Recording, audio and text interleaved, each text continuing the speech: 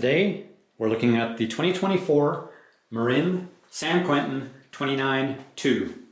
Yes, you heard correctly, San Quentin and 29 in the same bike description title. The San Quentin's been around for a few years. Last year, the San Quentin got an update to this new frame shape, very sleek, low, extra slack, and this year they added a 29-inch wheel version to two different levels of the San Quentin. So this is the San Quentin 29-2. This is a 33.4 pound aggressive hardtail mountain bike, and in Canada we're looking at a price tag of $18.99. In the States this is $13.99. There is a model above this, higher quality of course, in the San Quentin 29, and that one is the San Quentin 29-3, and that is $25.49 Canadian. This bike represents one of the best ways you can probably spend your dollar on a sub $2,000 aggressive hardtail trail bike. I'm going to go through the details, what changed between the 27.5 and this 29, because yes, even though these bikes look identical, if you look at the Marin website, there are actually a couple hidden details, one of which I think is a real standout. And we're going to have a discussion about what this hardcore hardtail sort of means, the ups, the downs, who should consider it, and maybe who shouldn't. So we're about to get into this 2024 Marin San Quentin 29-2. So it probably makes sense to discuss what a hardcore hardtail is, just for those people who maybe don't understand. There are a few key features that I would consider to be able to call something a hardcore hardtail. A primary thing, head tube angle. These hardcore hardtails have a noticeably slacker head tube angle than a traditional old school hardtail. What does this do for you? Basically it means that the bike is going to be more stable at high speeds or on steeper descents. Additionally, these hardcore hardtails will typically have a bit more suspension on them than your standard entry-level hardtails. In this particular case, we're looking at 140 millimeters of travel on the fork.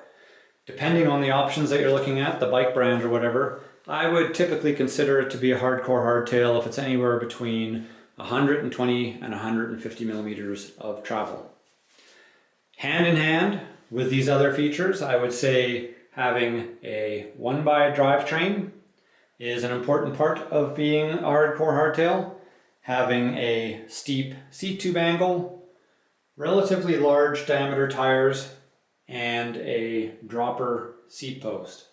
Other things that will help you to notice a hardcore hardtail: very short stems like this 35 millimeter long stem, and relatively wide handlebars like these 780 millimeter wide handlebars.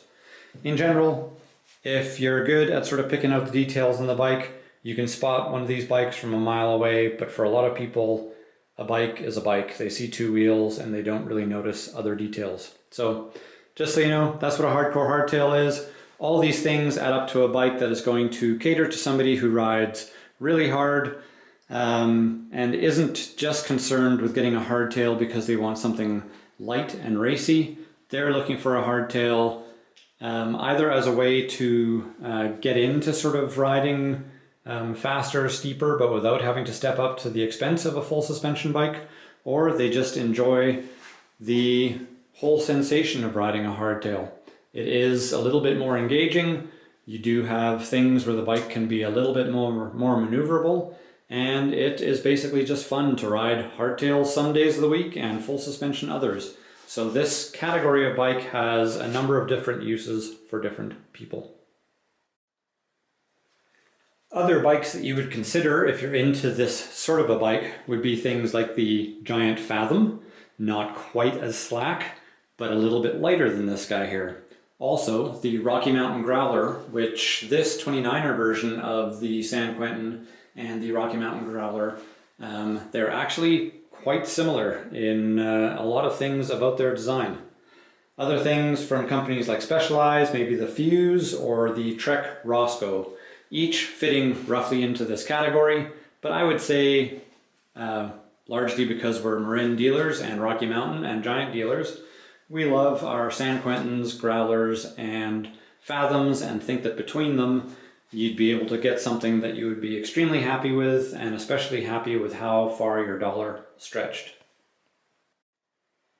Drivetrain on this bike is a 1x11 Shimano Dior drivetrain. This, of course, being Dior, Dior can come in 10, 11, or 12 speed. This is the 11 speed. The important thing on here is it is a clutched derailleur with an off and an on switch. This off switch and allowing the derailleur to move more easily is largely done just so that if you have to, you can take your rear wheel off and not be battling all of that extra chain tension. The whole point of this clutched drivetrain is in combination with this cassette, which has a huge range of gears, 11 speed going from 11 to 51 teeth there. So that derailleur, that sort of drivetrain, a narrow wide chainring on the front means that you are very unlikely through really bumpy terrain to bounce a chain off of either your front chainring or off the cogs on the back. You do on this frame also have, hidden behind here, are mounts for an ISCG style chain guide. So that could be a little holder that kind of goes on top here and prevents your chain from being knocked off the top. Or it could also mean a little taco style guard to protect the chain at the bottom from rolling over rocks or anything like that. On the back of this frame, Thru-Axle, and this is using the UDH design, which means that this bike, if you wanted to upgrade it, would be compatible with a SRAM transmission drivetrain. That does bring up the fact that one of the things that is really appealing about this bike is its upgradability. We have boost Thru-Axle spacing on the back there, so that Thru-Axle means we've got a very strong, secure way of attaching the wheel to the frame. It also means that you're upgradable to many of the high-end offerings for wheels these days. In addition, for upgradability, this steer tube on here is a tapered head tube housing a tapered steer tube on this X-Fusion fork. And then geometry being very much in line with things like Chromag, hardcore hardtails. This would really give you a great way that you could get a complete bike under $2,000 and you could make sense of upgrading as you break things or just as you choose. It's very much worth it, and I would say it inspires upgrading because it's just a very cool frame. Tires on this bike are these V-Tire Flow Snap 29 by 2.6. That large tire diameter is pretty much a normal part of these hardcore hardtails, and the 2.6 is probably about as you can get on, big as you can get on here. The seat stays give you a little bit of extra room that would make you think you could maybe go bigger, but once we're looking down here at the chain stays, we probably only have maybe 1/4 of an inch there for tire clearance. So 2.6 realistically as big as you'd want to go. That said, 29 by 2.8 is a size that almost doesn't exist anyways, usually on 29-inch wheels that go up to 3-inch, and I'd be pretty certain that we're not going to see a 3-inch tire fit on there. As we look at this frame design on the seat stays and the fact that it has this sort of bend going down here, that is to house or give us space for the hydraulic disc brake caliper on that side. Going back to this cassette, this is an actual Shimano 11-speed cassette on here. This is one of the places where there is a spec difference between the 27.5 and the 29er version. The 29er, you get a slightly better quality cassette because this is an actual Shimano cassette. Going back to that chainring and everything we looked at earlier, it is attached, that steel chainring is pressed onto these forged 2-piece cranks that are on here. The nice thing that we see at these cranks is that it has an external bottom bracket and it is a threaded bottom bracket, so you do get easy serviceability. All you have to do is buy a tool to get onto those splines on that bottom bracket, and you would be able to spin out this bottom bracket and replace it quite easily.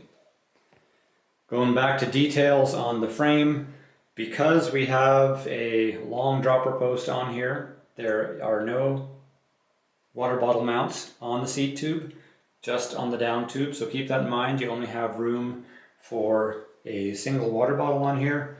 I assume that the thinking is we want our seat post to be able to run really deep there, and then also if you need more water, you can just take it with you in either a hip pack or a camelback, something like that. These new Marin frames are using this really nice grommetless cable routing to take it internal. This is the dropper cable. It goes down the inside of your down tube and then actually bends up into your seat tube there without ever coming out of the frame like it does on a lot of their full suspensions. So that is a neat design. Going back to the back here, compared to a lot of the other Marins, there is no accommodation for racks or fenders or anything on this bike. Once again, keeping in line with a hardcore hardtail, we don't want to see any of that sort of stuff on here anyways. That quick little detail I showed you before when we were talking about tire clearance. This is a sort of detail here, the fact that we have like a tubular piece in the chainstay, then it goes to this forged piece. This is just a trick so that we can actually get a 2.6 tire on there and also have room for the clearance to have your narrow wide chainring on there. So just a nice little detail. From the first version of the San Quentin, we have a different gusset here. So that was a sort of tubular piece that would just connect seat tube to the top tube here. Now it's a little bit more of a sculpted look. I like the look of this. It reminds me, there's I think a couple maybe Norcos and Konas that do a very similar gusset. It looks pretty sleek and it helps to keep that top tube extremely slammed. If we look at that and the fact that it goes directly in line with those seat stays, and that is on a size large, it's a really, really low slung bike. The one thing I would say is to keep in mind the fact that with it being so low slung is if you happen to be an extremely long-legged person on a size large or an extra large, just make sure that you're going to be able to get your seat height high enough, or you might have to upgrade to a longer dropper seat post. In this particular case, I think at least medium, large, and extra large all come with a 150mm Trans X dropper, and it has a relatively nice sounding top out. Back to the details. The fork on here is this X Fusion Slate Boost, and it is an alloy stanchioned 34mm stanchion 140mm travel fork. It has compression adjustment on the right side here. It is an air sprung fork, so that's where you would adjust your air pressure to match up with your body weight or your desired ride feel that you're going for. And it has this red knob down here, and that is your rebound adjustment. Unlike a lot of the forks out there, this has a very noticeable rebound adjustment on there. So I will admit that when I was building this thing up, I thought that the fork felt like crap, but with a bunch of twizzles of that rebound adjustment, I actually got the fork to feel quite nice. So this may be a better fork actually than what you're seeing on a lot of other options at this price point, partly because it's actually alloy stanchions, which will help to keep the weight down, and the fact that between the air spring, the compression, and the rebound adjustment, you can actually get a pretty usable wide range of compression rebound adjustments to match whatever the pressure of the fork that you're riding it at. So getting to another place where we see a difference between this 29er and the 27.5 version, and this is a real cool surprise. The 27.5 came with basically the most basic of the Shimano 2-piston hydraulics on it. This Tektro Gemini SL brake, this is actually a 4-piston brake. So I think you're going to be getting noticeably more braking power on this 29er version than you would on the 27.5. These Tektros tend to feel a little bit blocky, and by blocky just meaning that you kind of get to that engagement where the brakes are actually on the rotor and you don't get a lot of extra squish, and that's just a thing that you get with the Tektros. But the one thing I would say is the Tektros are proving to be a pretty durable brake set. We're seeing a lot of people that use them and use them for a long time, and it's only when they actually convince themselves that they need to upgrade that they do. It's not that they're forced into it because the brakes are doing anything goofy. The grips on here are a nice Marin OEM grip, and I think this one is actually available aftermarket as well, and I would say that it is certainly an aftermarket quality of grip, both between the feel, the kind of rubber kind of softness. Everything about this is a nice quality grip. As I mentioned earlier, 35mm stem on all the different frame sizes, 64-degree head tube angle, 77-degree seat tube angle, 430mm I believe chain stays on these, and about on this size large 470mm reach. If you're a geometry geek, that might all mean something to you. Getting back to these brakes, those 4-piston brakes are clamping onto 180mm rotors front and back, and I think this gives you a pretty good idea of what all these details look like, what they might do for you on this 2024 San Quentin 29.2. You can sign out now if you want, but I do just want to discuss a quick little thing about this modern geometry, who it's going to suit, and maybe who it isn't going to suit. So for one thing, that 64-degree head tube angle, as I mentioned, it makes for the bike feeling more stable, especially on steeper descents, higher speeds. The trade-off for that is when you're on climbs and slow speed stuff, a really slack front end can feel a little bit sort of wandery. Like if you have a really narrow bit of single track, when you're on a really slack bike like this and riding at slow speeds, you can find your front tire wandering into the weeds a little bit. So just one thing to keep in mind there. Also, on this steep seat tube angle, this is for a mainstream company, this is basically the steepest seat tubed hardtail that I've come across. At 77 degrees, that's the same sort of thing as a lot of full suspensions, but full suspensions, of course, when you sit on them, the bike sags out a little bit and you actually end up with a slightly slackened seat tube angle, as opposed to on a hardtail, when you sit on this, it is only your fork that is going to sag a little bit, so that 77 degrees becomes even steeper when you sit on it. So the things to know about that steep seat tube angle: on the plus, it means that your weight is going to be more balanced between your front and rear wheel, and you're not going to have to pull your face down towards your stem to not have wheeling issues on steep climbs. So that is essentially the reason that they put that steep seat tube angle on there, is for those long steepish climbs. You can remain in a pretty neutral position. The downside of that steep seat tube angle, and I would say there are two of them. One of them is that by being perched that much further forward, you do end up with your weight falling onto your hands more, and you will feel both in your palms and perhaps in your arms and shoulders that more of your weight is being supported by your hands. So there's that. And just a thing to keep in mind then, this would maybe mean that if your local trails or the trails that you tend to prefer are relatively flat, meandering type trails that maybe you don't get super fast, both because of the climbing position not being of huge benefit to you and of that slack head tube angle not being super meaningful to you. Not steep trails means not super applicable for this bike. In our area, we have places like Moose Mountain, which are extremely steep in spots and pretty substantial climbing to get to those steep trails. A bike like this works out really well.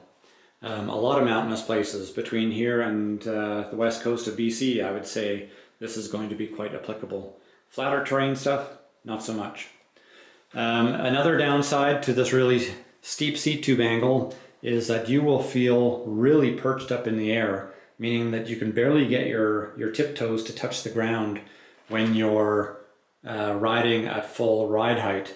So you will want to get really familiar with that dropper lever and use your dropper seat post an awful lot when riding a bike with a really steep seat tube like this. So if you're into kicking ass, riding fast, steep downhills, maybe trails that have some stunts, this might be an awesome choice for you. If you're into slow speed meandering, I think that you might want to go with something a little bit less aggressive, and maybe another bike that sits roughly in this category, the Giant Fathom, would be a bike that isn't quite as extreme as this, but still a really good trail bike would maybe be a good choice for you. So this has been the 2024 Marin San Quentin 29.2. It's a bike we love. It's the cheaper of two San Quentin 29ers, and for being a sub $2,000 bike, it represents money really well spent and a bike that is totally worthy and deserving of being upgraded. Thanks for watching. Check in again next time.